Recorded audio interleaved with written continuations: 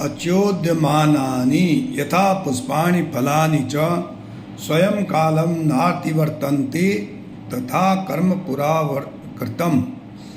बिना किसी आदेश के जिस प्रकार से समय पर पुष्प और फल वृक्षों से प्राप्त होते हैं, उसी प्रकार से हमारे द्वारा किए गए बुरे या अच्छे कर्मों का फल अवश्य ही समय पर प्राप्त होता है।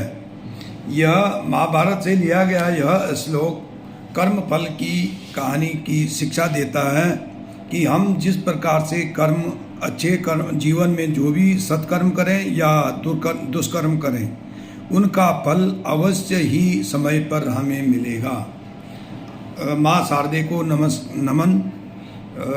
साहित्यिक सचेतना के द्वारा राय सिंह भंडारी का सभी श्रोताओं को हार्दिक अभिनंदन और नमस्कार। प्रस्तुत है आज की प्रस्तुति को लेकर के मैं आपके सामने उपस्थित हुआ हूँ। आज के निर्धारित विषयानुसार आज की प्रस्तुति है कर्मफल, जो कि कहानी के रूप में एक विधा के रूप में हमें निर्धारित की गई है। तो मैं आइए कहानी को सुन लेते हैं और सुनने के बाद इसके शिक्षा पर भी अमल करते हैं। एक बार एक वन में एक साधु और एक गुरुजी और एक शिष्य रहा करते थे। तो काफ़ी समय हो गया और दोनों गुरु चेले बड़े मतलब आनंद से रहते थे और गुरुजी ध्यान और योग के कारण इतने प्रसिद्ध हो गए थे कि वो त्रिकालदर्शी बन गए थे। उनकी शक्तियों का लोहा जो है सारी आसपास के सारा क्षेत्र मानता था। तो ऐसा करते जब गुरुजी ध्यान में मग्न होते तो 3-3, 4-4 दिन हो जाते थे और वो ध्यान में लगे रहते थे और उनको भूत वर्तमान भविष्य का सारा पता चल जाता था। तो ऐसे ही एक बार जो है गुरुजी जब ध्यान में रहे तो लगभग 3 दिन तक उन्होंने इतना ध्यान योग में लगे रहे कि तीसरे दिन में उनको अचानक एक मन में चिंतन हुआ कि मेरे शिष्य की मृत्यु अगले 7 दिन के बाद निश्चित है। जैसे उनको ये भान हुआ, वो एकदम विचलित हुए और उनका ध्यान टूट गया और जब काफ़ी व्यथित होने लगे तो उन्होंने शिष्य को बुलाया। कहता, बेटा मुझे ऐसा लगता है कि तुम 1 हफ्ते के लिए अपने घर परिवार वालों से मिलो और वहाँ पे तुम 1 हफ्ते के बाद आ जाना। गुरुजी नहीं चाहते थे कि मेरा प्रिय शिष्य जो है मेरे सामने प्राण गंवा दे। तो गुरुजी की बात सुनकर के शिष्य भी काफ़ी खुशी हुआ और कहने लगा, गुरुजी मेरे मन में भी बहुत सारा ये विचार आ रहा था, लेकिन मैं आपको कह नहीं पा रहा था और आप अंतर्यामी हैं, आपने मेरी मन की बात सुन ली। तो ऐसे खुशी खुशी में चेला अपना सामान बांध करके चलने लगा। तो गुरुजी के आंखों में आंसू थे, लेकिन चेला जो है अपनी तैयारी की खुशी में उनको देख नहीं पाया। तो जब चेला चल दिया तो चलते चलते रास्ते में एक बहुत बड़ी नदी उफनती हुई नदी पड़ती थी। उसको किनारा पाने के लिए उसको दूसरे समुद्र में नाव की इंतज़ार करना पड़ता था। तो वो नाव के इंतज़ार में एक किनारे पे रेत में बैठ गया।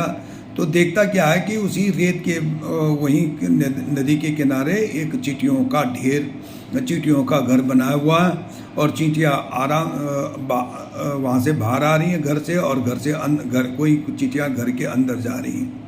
ऐसे करते करते उसको बड़ा अच्छा लग रहा था, लेकिन उसको क्या मन में आया कि अगर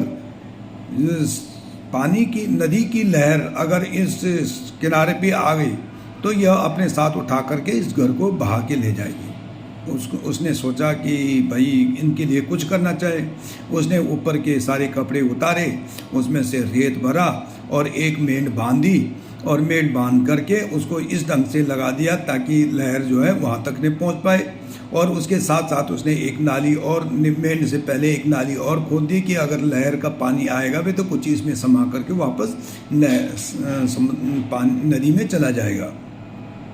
और इस प्रकार से उसने पक्का इंतजाम करके तब तक नाव आई और नाव में बैठ कर के वो पार हो गया। एक सप्ताह अपने घर वालों के साथ कैसे बीता वो उसको पता ही नहीं चला। लेकिन जब अंत में 8वें दिन वह गुरुजी के पास आया तो गुरुजी तो ये सोच रहे थे कि मेरा चेला अब इस दुनिया में नहीं होगा। लेकिन जैसे शिष्य को सामने पाया तो बहुत अति खुशी हुई। तो उन्होंने गुरुजी ने बोला कि भाई क्या कैसे बेटा कैसे क्या क्या हुआ था तुम्हारे 7 दिनों में, क्या किया तुमने? तो उसने अपने घर की सारी अपने बाल बच्चों के साथ बिताए हुए पल तो या बताए। लेकिन गुरुजी को तो ऐसा कोई खास नहीं लगा।